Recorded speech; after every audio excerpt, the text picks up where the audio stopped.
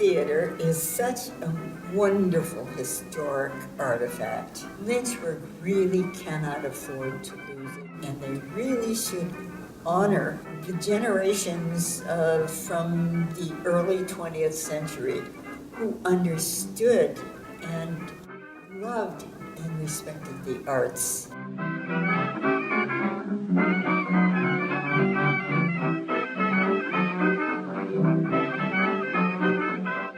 I started going to those movie palaces, and by the time I was 4, I was at McVicker's Theater in downtown Chicago because I had won the citywide competition. And I remember going out on the stage, and this spotlight hit me, and it's, yeah, this is where I belong. And I didn't get that feeling again until the first show I was in on Broadway opened, and the curtains parted, and a zillion lots of lights hit us, and the same feeling. When I was in my senior year in high school, I was in all the shows, of course, and somebody started a big band, and they asked me if I wanted to be the singer. And we got paid $1 a piece per Saturday.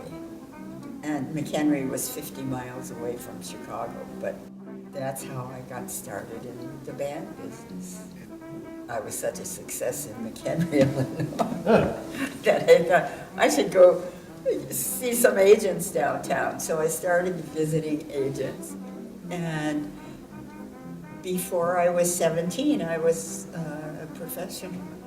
And that's how I started doing group singing, which later in Hollywood led to working at Disney and doing the Donald Duck cartoons, and then working at MGM and doing big musicals. I obviously wasn't the Hollywood type. I'll tell you the kind of thing that used to happen to me in Hollywood. I went for an interview and found out that Marilyn Monroe was up for the same role. So guess who got it? You know?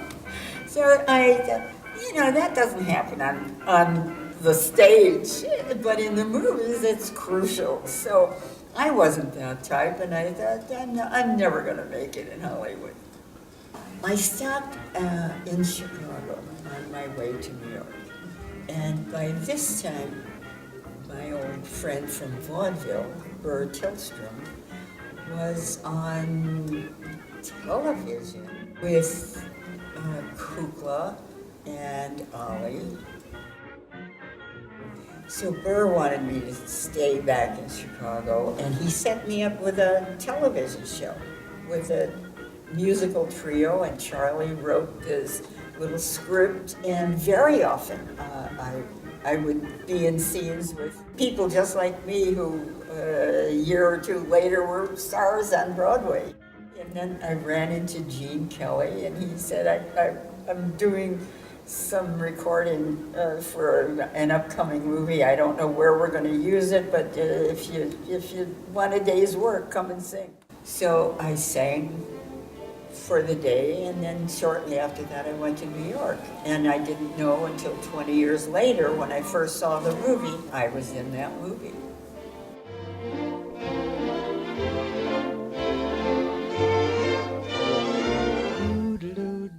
I think real theater goers understand that the performance they're seeing will never be seen again, was never seen before. It's one time only, even if the show has been running for 5 years. That's why live theater is so wonderful. It's a whole different experience, unlike a movie or a television show, which is frozen. The Academy has an incredibly rich history. If this place were haunted, it would be haunted by the creme de la creme. The cultural fountain of the people existed in this theater in Lynchburg. This was it. That's how I feel about this theater. I love this theater. and I love its possibilities.